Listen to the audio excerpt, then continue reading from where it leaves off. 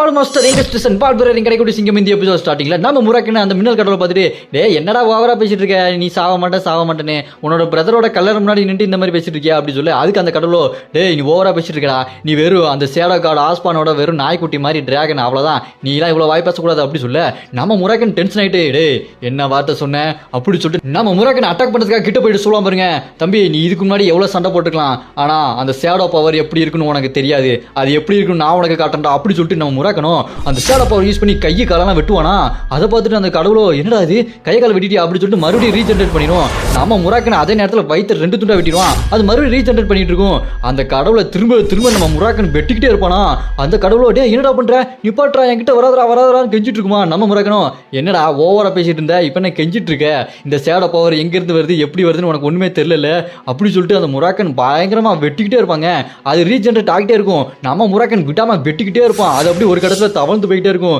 டே விட்றா உனக்கு என்ன வேணுமே நான் கொடுக்குறேன்டா ஏன்டா அப்படி பண்ற அப்படி கெஞ்சிட்டு இருக்குமா நம்ம முறாக்கணும் என்னடா கெஞ்சிர என்னமோ சாவ மாட்டேன்னு சொல்லிட்டு இருந்த அப்படி சொல்லிட்டு நம்ம முறாக்கன் சும்மா சர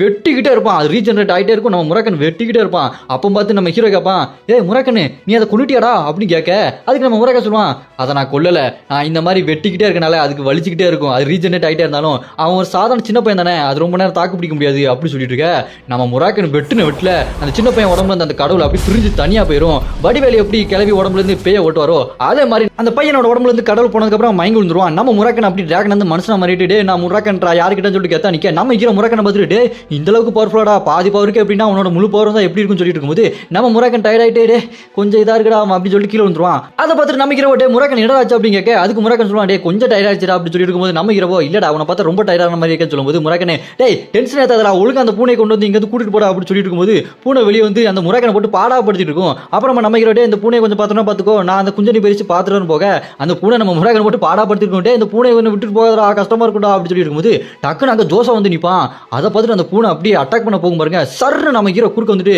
டேய் நீ எதுக்குடா இங்கே வந்து அப்படின்னு சொல்லிட்டு நம்ம ஜோசாவை கேட்க அதுக்கு ஜோசாவோ அதை நான் கேட்கணும் நீ எதுக்குடா இங்கே வந்த நீ இன்னும் ஒரு படை தளபதியாவே ஆகல அதுக்கு முன்னாடி உனக்கு இந்த அளவுக்கு அவசரம் அப்படின்னு ஜோசா சொல்ல நம்ம ஹீரோவோ டேய் தேவையெல்லாம் பேசாத நீ எதுக்கு வந்து அதை மட்டும் சொல்லுன்னு சொல்ல அதுக்கு ஜோசா சொல்லுவான் நான் உங்ககிட்ட கொஞ்சம் தனியாக பேசணுமே அப்படி சொல்லும்போது நம்ம ஹீரோவோ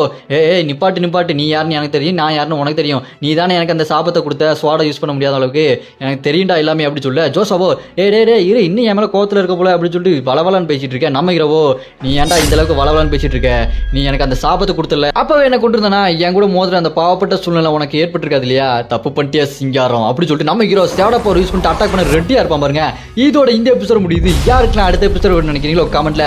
ராய்ஸ் அப்படின்னு கமெண்ட் பண்ணுங்க இந்த வீடியோ பிடிச்சிருந்தா மறக்காம லைக் பண்ணிருங்க